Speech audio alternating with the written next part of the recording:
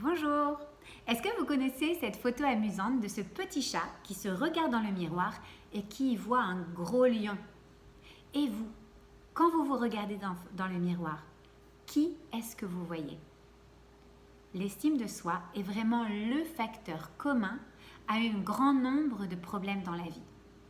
Parfois, les personnes vont avoir du mal à se marier parce qu'elles ont une très mauvaise image d'elles-mêmes.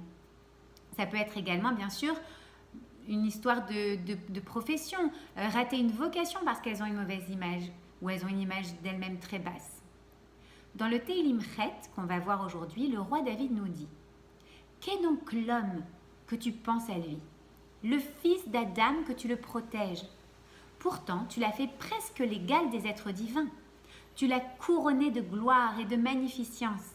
Tu lui as donné l'empire sur les œuvres de tes mains et mis tout à ses pieds. Dans ces versets, le roi David appuie sur le contraste qui existe à propos de l'être humain. D'un côté, il nous montre que l'homme est minuscule par rapport au reste de la création. Et d'ailleurs, on y revient toujours, mais vous vous souvenez quand Hachem a créé Adam Arishon, le premier homme, qu'est-ce qu'il a fait? Eh bien, le Midrash nous raconte qu'il a pris de la terre des 4 coins du globe. Il l'a mélangé avec de l'eau. Et finalement, donc on peut se dire, l'homme n'est que de la terre, de la poussière, presque rien finalement. C'est un être limité, petit par rapport à tout le reste de la création. Mais juste après, que nous dit le roi David? Il nous dit quelque chose de complètement opposé. Et c'est là que vient le contraste. Il nous dit, pourtant, tu l'as fait presque l'égal du divin.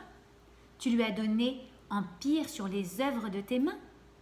Donc oui, d'un côté c'est vrai, l'homme est petit, et en même temps, eh bien, il y a quelque chose de presque divin en lui. Et il domine complètement l'œuvre des mains d'Hachem, c'est-à-dire le reste de l'univers, le reste de la création. Et c'est vrai, si on revient à l'histoire d'Adam Arishon, au début, Hachem l'a formé comme de l'argile. Mais pour lui donner vie, qu'est-ce qu'il a fait? Eh bien, Hachem lui a insufflé dans ses narines un souffle de vie. Et qu'est-ce que c'est ce souffle, cette neshima de vie? Eh bien, c'est justement sa neshama, son âme. C'est sa neshama qui est une particule divine et qui fait de l'homme un être supérieur au reste de la création. Le Midrash continue d'ailleurs et nous dit, juste après l'avoir placé dans le Gan Eden, Hachem dit à Adam que le monde a été créé pour lui et que toute la création est là pour le servir. Que ce soit le monde végétal, le monde animal d'ailleurs, ça n'a aucune différence. Pourquoi est-ce que David Ameller met l'accent comme ça sur ce contraste entre la petitesse d'un côté et la grandeur de l'homme de l'autre côté? Eh bien, c'est pour nous aider à avoir une bonne estime de soi, à apprendre à avoir un juste équilibre entre la modestie et l'arrogance. C'est vrai que Adam vient du mot Adama, la terre. Avec les lettres du mot Adam, ceci dit, on peut aussi former le mot méod, qui veut dire beaucoup. Alors, lorsqu'on se regarde dans le miroir, il faut apprendre à se voir positivement, à avoir de l'estime, même du respect pour soi. D'autant que le roi David nous rappelle, qui est-ce qui a fait ta valeur? C'est Hachem. Donc il n'y a aucune raison que tu te vantes de ta valeur. Mais il n'y a pas de raison non plus que tu la nies.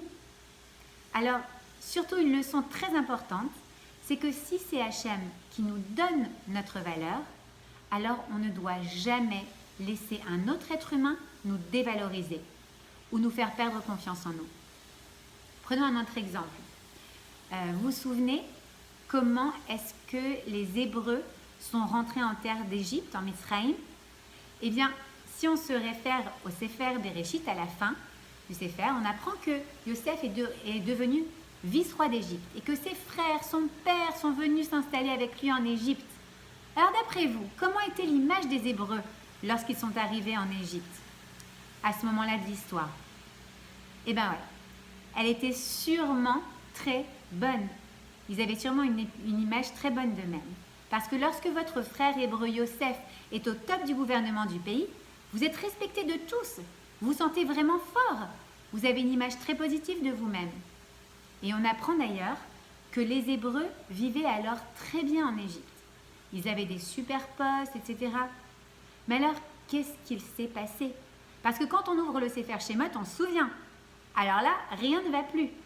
On nous explique dès le départ que Yosef est mort, et tous ses frères, ainsi que toute cette génération aussi. Et le pire de tout, c'est que le nouveau roi d'Égypte, Pharaon, ainsi que le reste des Égyptiens de cette époque, ne se souvenaient absolument pas de la grandeur de Yosef. Et donc, ils regardaient les Hébreux non plus avec un œil bienveillant, mais au contraire.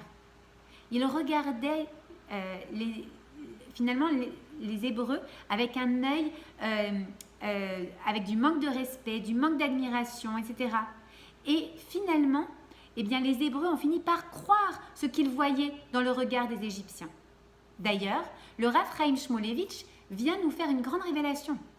Il nous dit que si les Égyptiens ont mis en esclavage les Hébreux, c'est parce que les Hébreux manquaient de respect envers eux-mêmes. Et ils avaient bien évidemment une estime d'eux-mêmes très basse. Alors vous voyez à quoi peut mener une mauvaise image de soi. Et d'ailleurs, c'est vrai même aujourd'hui.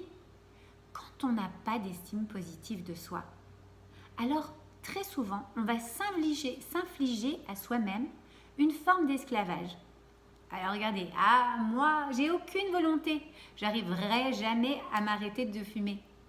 Moi, je suis pas belle, alors j'arriverai jamais à rencontrer le mari qu'il me faut. Et moi, je suis pas intelligente, je n'aurai jamais le travail dont je rêve. C'est difficile de sortir de cette Égypte sans reprendre confiance en soi. Mais alors, comment faire pour avoir une bonne estime de soi? Eh bien, le roi David nous donne une solution. Prends conscience que Hachem t'a donné cette grandeur qui est en toi. Ce cadeau que t'a fait Hachem, cette neshama, cette intelligence, cette parole, cette force de vie, ce cœur qui est en toi, eh bien, c'est un cadeau. Alors quoi? Quand quelqu'un nous fait un cadeau, est-ce qu'on va lui renvoyer son cadeau comme ça dans la figure en disant qu'on n'en veut pas ou en faisant semblant qu'il n'existe pas? Ben non, bien sûr que ce serait un grand manque de respect de faire ça. Alors le Rav Dessler vient nous apprendre quelque chose. Le Rav Dessler, c'est un des grands maîtres du Moussar. Il nous dit, le cœur est la réalité de l'homme. Ça veut dire que ce cadeau qui est au fond de ton cœur, c'est ce qui te définit. Notre valeur, c'est Hachem qui la détermine. Et le roi David nous révèle qu'Akadosh Baruch Hu nous a couronnés de gloire et de magnificence. Ça veut dire qu'Hachem, il a décidé de nous faire presque l'égal des êtres divins. Alors qui suis moi, petit grain de poussière, pour nier tout cela? Celui qui est humble, c'est pas celui qui se prend pour un paillasson. D'ailleurs, ça m'est pensé, le rabbi de Kotz disait à l'époque, que celui qui se prend pour un paillasson invite les autres à s'essuyer sur lui. Alors c'est rigolo, celui qui est humble, celui qui sait quelle est sa valeur et ne s'en vante pas. C'est celui qui reconnaît le cadeau qu'Hachem a placé dans son cœur et ne le nie pas. C'est celui-là qui est humble. Alors suivons les conseils de David Ameller dans ce Teilim Chet. Essayons de nous exercer à avoir une estime de soi positive, en ayant conscience de notre place dans l'univers, qui nous rappelle à la fois notre petitesse d'un côté, c'est vrai, mais surtout le merveilleux cadeau qu'Akadosh Baruch Hu nous a offert. À la semaine prochaine.